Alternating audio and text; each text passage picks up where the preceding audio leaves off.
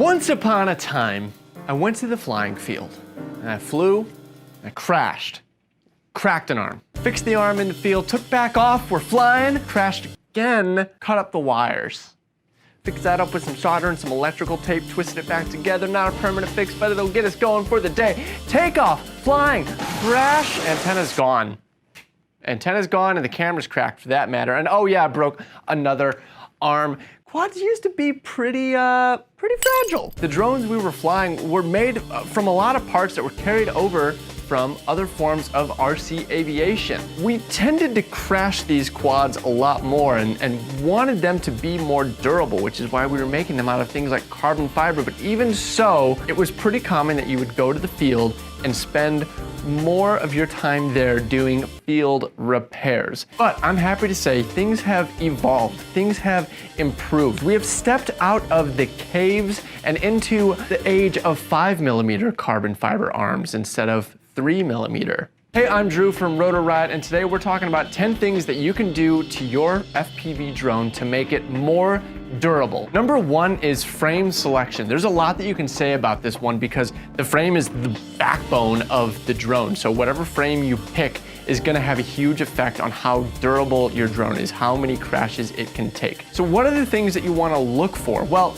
I mean, if you are a racer and you want the most lightweight frame that you can get, then you're gonna be looking for very skinny frames that are lightweight and cut through the air, but those aren't going to be durable. So today we're talking about durability. So what are you looking for with a durable frame? At least 4mm, if not 5mm on the arms. You're gonna want the main plates to not have a lot of them science holes. The older frames, there were so many unnecessary holes. How much weight are you saving by cutting out all these little triangles when you're really reducing the structural integrity of those plates? So you want solid plates, you want thick carbon where it matters. It's gonna be a little bit heavier, but that's the trade-off that you're making. You might end up with a heavier build, but if you are looking for durability, you're gonna have to sacrifice somewhere. The other thing you wanna look for on your frame is how does it protect the components? One of the most frustrating things you can break is the lens of your FPV camera. You crack that and you can't see and you can't do the FPV thing. You want your camera to be set back so that in the event of a frontal collision,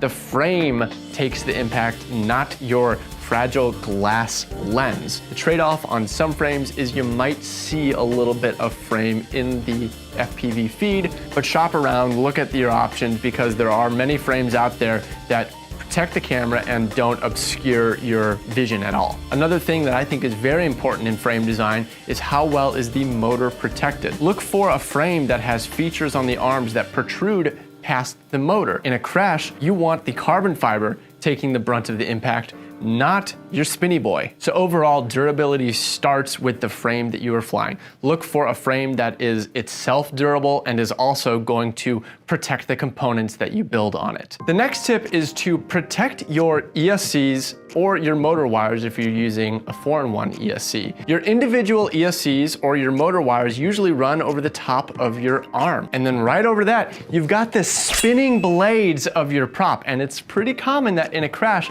the blades can be bent down and strike the ESC or the motor wires, either damaging the ESC or cutting the motor wires. And either way, you're gonna have a bad time. One of the most common ways to protect against this is to cut one of the blades off of your props. Take that blade and put it on top of the ESC or motor wires and wrap it up in electrical tape. That little piece of plastic is gonna greatly reduce the chances of your spinning prop damaging the ESC or motor wires. Another way that you can do this is with 3D printed pieces. I like to use little ESC covers that I 3D print out of TPU, which is a very soft yet durable material. Another thing that I see fail and keep people from being able to fly is their video antenna. You want those to be out and away from your frame so that you get good video reception. But because the lobe of your antenna is out there on the stem of the antenna, when you crash, it's gonna get banged a lot and pushed all which way, and it's pretty common that your antenna is going to break. So something that you can do to help prevent against this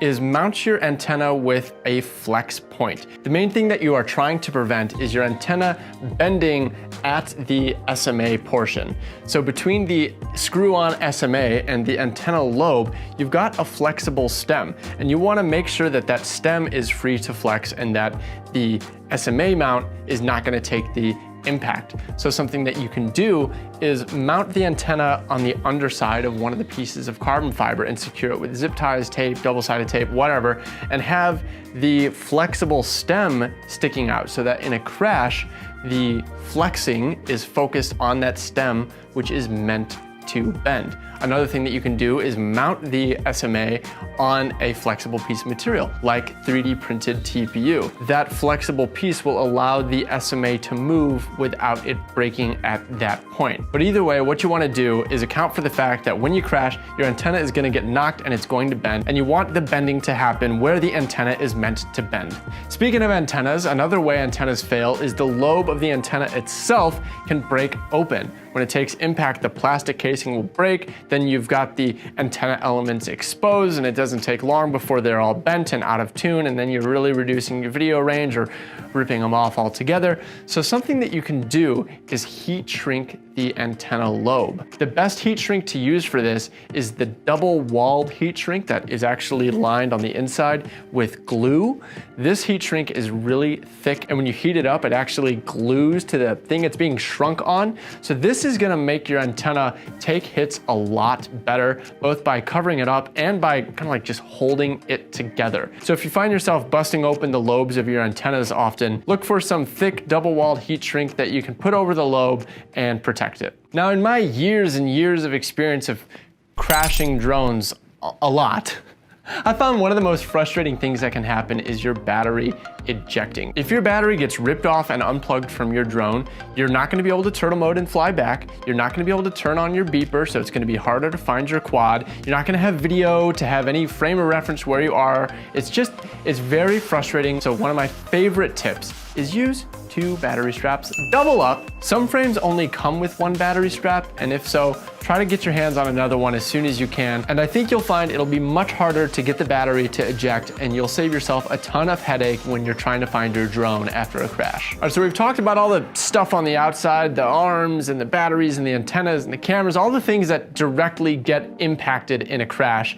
But what about the stuff on the inside? How can you make that stuff more durable? Well, one of the most overlooked things is how the electronics stack is mounted. Many stacks come with nylon standoffs, and you'll build your stack using these standoffs that screw into each other. The big problem here is those threaded nylon stems are so fragile.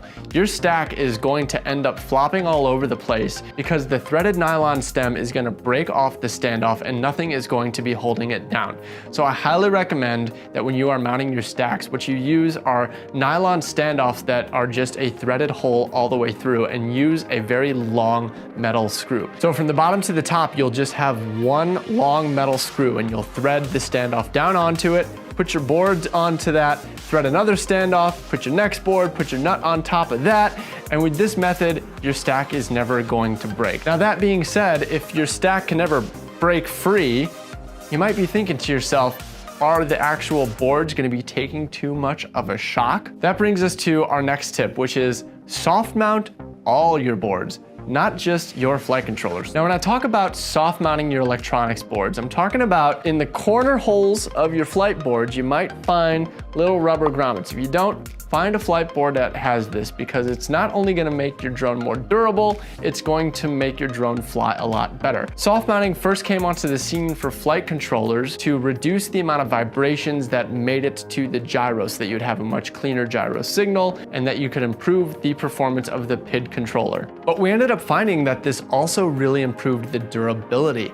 because in the event of an impact, the board had a little bit of cushioning built in, when you slammed, the board could move a bit relative to the mounting hardware. And since then, we've seen more and more electronics components come with this soft mounting built in. So you might be seeing ESCs with soft mounting, and you might be thinking, why? Why are we trying to keep vibrations from reaching the ESCs? What does that matter? And while you're right, it doesn't matter if your 4-in-1 ESC gets a little vibration from the motors.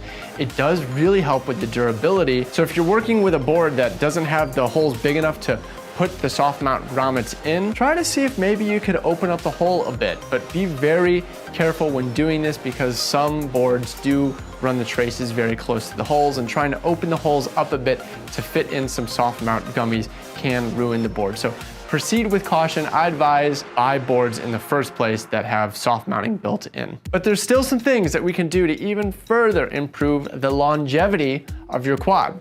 One thing that you can do is add 3D printed bumpers to your frame. Like I said, it's better for the frame to take the impact than the motor directly, but you're gonna end up splintering the ends of your arm. So you've got these 3D printed bumpers that wrap around the protrusions of the arm, and it's gonna really help the arm from splintering apart when you inevitably run it into concrete. Again, the trade-off is gonna be how much weight do you want to add to your drone. I don't care too much about weight. I run a heavier drone than average. Even I kind of have my limits, and I personally don't run any of these bumpers. I just let the carbon take the hit, and when the arms get worn down and the carbon's all sprayed and splintered, I'll replace that arm. But a lot of people swear by these bumpers and say that it really helps their arms and other carbon pieces last a lot longer. Another accessory that you can add that's gonna help things last a little bit longer are landing pads or landing skids. Landing pads are those little pieces of foam that you just stick onto the bottom of your arm, and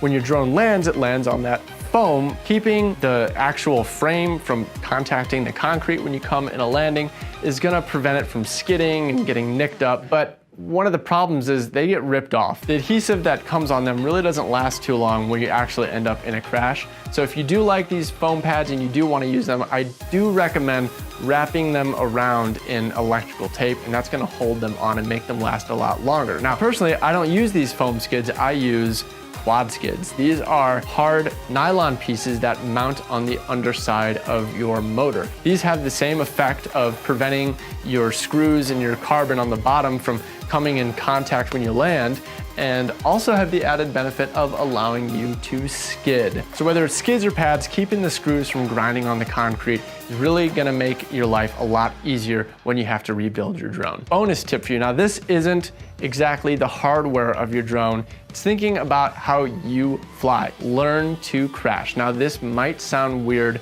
but the more you fly, the more and more it's gonna make sense. You're gonna find you start to know when you're losing control and when you're gonna be getting into a situation that you're gonna end up smacking. So this awareness is gonna help you not only avoid crashes, but also lean into them in the right way. So for example, if you're going to crash, it's much better to pitch up and pancake the bottom of your drone rather than just go head-on collision. Learning to recognize when you're kind of past the point of no return and there's gonna be a collision, and maneuvering so that it'll be more of a glancing blow or that you'll pancake or whatever, so that you prevent your camera or your motor from taking the brunt of the damage, is a really valuable skill to have. I don't know if you can really practice it per se, or if it's just something that comes with time, but that is gonna make a huge difference in getting your drones to last a lot longer. Guys, those are our favorite tips for making quads more crashable. But what did we forget?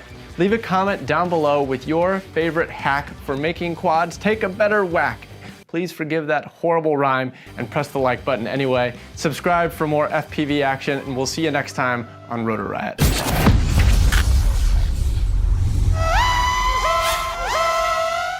Sean, what do you think of bumpers on the ends of arms?